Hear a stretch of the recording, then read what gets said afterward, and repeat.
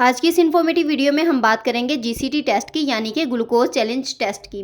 ये टेस्ट क्या होता है, क्यों करवाया जाता है, इसकी नॉर्मल वैल्यूज़ क्या होती हैं और ये लैब टेस्ट में किस तरीके से परफॉर्म किया जाता है और इस टेस्ट के लिए क्या क्या रिक्वायरमेंट्स होती हैं, तो ये सब हम आज की इस वीडियो में जानेंगे। वीडियो को स्किप मत करिएगा और इस वीडियो को अंत तक ज़रूर देखिएगा। बेसिकली ये एक तरह का शुगर का टेस्ट होता है, लेकिन ये टेस्ट प्रेग्नेंट फीमेल में करवाया जाता है। ये जीसीटी टेस्ट गेस्टेशनल डायबिटीज़ को डायग्नोस करता है। गेस्टेशनल डायबिटीज़ का मतलब होता है कि प्रेग्नेंट फीमेल के ब्लड में शुगर का लेवल जो है वो ज़्यादा हो जाता है, लेकिन उस प्रेग्नेंट फीमेल को डायबिटीज़ नहीं होती। ये कंडीशन प्रेग्नेंट फीमेल में ही डेवलप होती है और प्रेगनेंसी के ऑलमोस्ट 20 वीक्स यानी कि 20 हफ्ते के बाद जो शुगर का लेवल होता है वो बहुत ज़्यादा हाई हो जाता है। इसी कंडीशन को गेस्टेशनल डायबिटीज़ कहते हैं, यानी कि इस फीमेल को डायबिटीज़ नहीं होती, लेकिन प्रेगनेंसी के दौरान शुगर का जो लेवल होता है वो बढ़ जाता है। अगर किसी फीमेल को गेस्टेशनल डायबिटीज़ है तो उस फीमेल को प्रेगनेंसी में डिफ़िकल्टीज़ हो सकती हैं, यानी डिलीवरी में प्रॉब्लम्स आ सकती हैं अगर इसे कंट्रोल ना किया जाए। चाइल्ड बर्थ बहुत ज़्यादा डिफ़िकल्ट हो सकती है। अब हम ये जान लेते हैं कि गेस्टेशनल डायबिटीज़ की क्या कॉज हैं, यानी कि रीजंस क्या हो सकती हैं, यानी माँ के ब्लड में प्रेगनेंसी के दौरान जो शुगर के लेवल हाई होता है वो क्यों हो जाता है।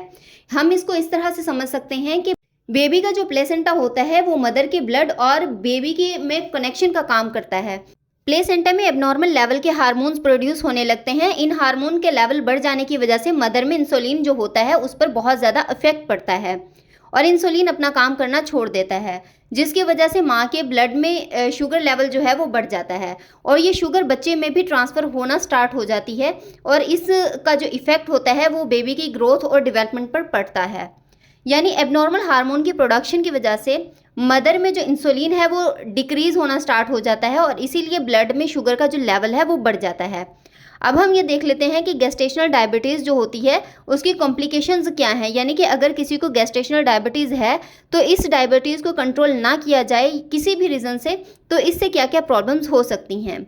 ऐसी फीमेल में प्री एक्लम्पशिया की कंडीशन हो सकती हैं। प्री एक्लम्पशिया का मतलब होता है कि प्रेगनेंसी के दौरान माँ का जो ब्लड प्रेशर होता है, बीपी होता है, वो बहुत ज़्यादा हाई हो सकता है। ये एक सीरियस कंडीशन होती है। इसमें माँ के जो बॉडी ऑर्गन्स होते हैं वो डैमेज हो सकते हैं, ख़ास तौर पर लिवर हो गया, किडनी हो गया, यानी कि जिगर पर असर पड़ेगा, गुर्दों पर असर पड़ेगा और ये ख़राब हो सकते हैं। इसके अलावा फीमेल को डिप्रेशन हो सकता है और सिजेरियन सेक्शन यानी कि सी सेक्शन होता है, यानी जो नॉर्मल डिलीवरी है वो नहीं होती क्योंकि बेबी का जो हेड होता है वो बढ़ जाता है गेस्टेशनल डायबिटीज़ की वजह से। अगर गेस्टेशनल डायबिटीज़ को कंट्रोल ना किया जाए तो ऐसी फीमेल में फ्यूचर में टाइप 2 जो डायबिटीज़ है वो देखने को मिल सकती है।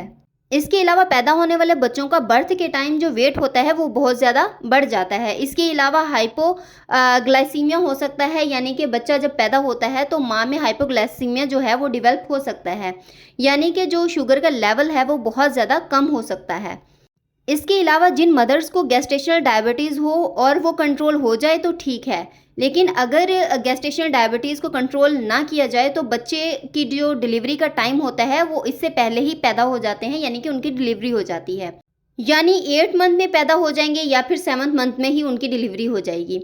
इसकी वजह यही होती है कि बच्चे का जो वेट होता है वो ज़्यादा हो चुका होता है गेस्टेशनल शुगर की वजह से। और ऐसे बच्चों में रेस्पिरेटरी डिस्ट्रेस सिंड्रोम देखने को मिल सकता है। इसमें ऐसा होता है कि बच्चे सही तरह से सांस नहीं ले पाते और ऐसे बच्चों को एक्सटर्नल सपोर्ट दी जाती है ऑक्सीजन वगैरह की। अब हम ये देख लेते हैं कि गेस्टेशन डायबिटीज़ किन फीमेल में ज़्यादा हो सकती है। जिन फीमेल का वेट बहुत ज़्यादा हो, यानी कि ओबेसिटी हो, मोटापा हो, तो ऐसी फीमेल में जो गेस्टेशनल डायबिटीज़ के चांसेस हैं तो वो ज़्यादा होते हैं, यानी ऐसी फीमेल को प्रेगनेंसी के दौरान गेस्टेशनल डायबिटीज़ हो सकती है। और प्री डायबिटीज़ में भी, यानी कि ऐसी फीमेल जिनको पहले से ही डायबिटीज़ है यानी कि शुगर है, जब ऐसी फीमेल्स प्रेग्नेंट होंगी तो इनमें गेस्टेशनल डायबिटीज़ डेवलप होगी।